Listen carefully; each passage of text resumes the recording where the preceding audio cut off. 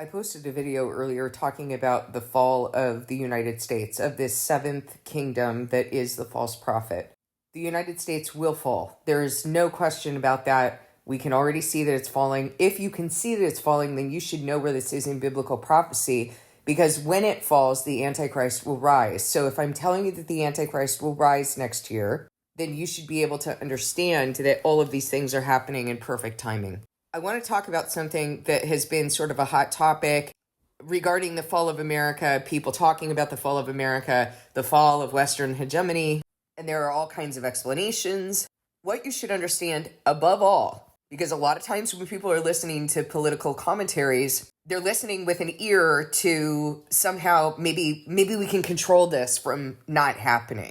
The first thing that you need to understand is that the Bible has already told you that this is going to happen before the Antichrist rises. The Bible has already told you that Western Europe is also going to fall. So if you see both of this, if you see this happening, I mean, this is textbook what's happening right now. Bible textbook, that is.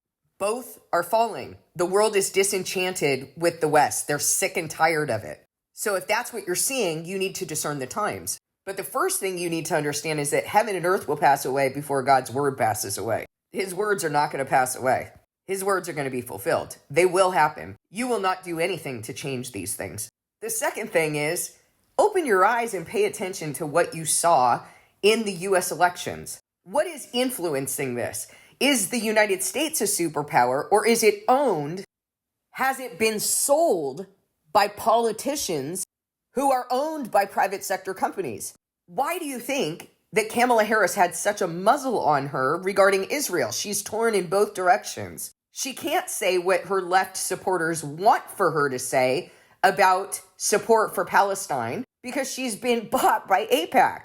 And what policies do you think that Donald Trump is going to implement when he's been bought by private equity-backed companies, by foreign-influenced corporate money? And they're not even shy about admitting it. I mean, Miriam Adelson is front and center in his campaign. Elon Musk, front and center in his campaign, although he's, of course, not a foreign-influenced private sector company. But do you see what I'm saying? I mean, you look at these politicians, and you need to be able to tease out who's funding them. And so their challenge in these elections is to appease their constituents, tell them what they want to hear. But at the end of the day, they're going to do what their funding sources tell them to do. How are you going to make America great when you just sold America? He's not the only one. All of these politicians do this. Money is the root of all kinds of evil, guys. This country has been sold by the idols we entrusted it to. Good job, people of God. We didn't return to him like he told us to. So this is what we're handed over to. You want to understand why we're supporting the most insane policies, including genocide? Well, that's part of it, and it will continue to be that way. But what you need to understand is that this country will fall. It will fall, and counterfeit Israel, the image of the beast, is going to rise. And all who do not worship it will be alienated, just as Benjamin Netanyahu has said, that they spent long enough being alienated. Now all who do not bow down to them will be alienated. Now, as the word says in Revelation 13, if you do not worship the image of the beast and you do not receive its mark, you will be killed. So I hope you guys can look at what I'm saying and discern the times, because I've spoken it to you in several different ways over the past 3 years, and there's no way that 3 years ago I could have known where we'd be today, that everything is in perfect order for that Antichrist, for the image of the Antichrist to rise next year. Everything is in perfect order for Europe, the 10 kings that became Western Europe, the 10 Germanic tribes that became Western Europe, and that seventh kingdom that took down the sixth kingdom of communism, the United States, the seventh kingdom, the false prophet of the United States.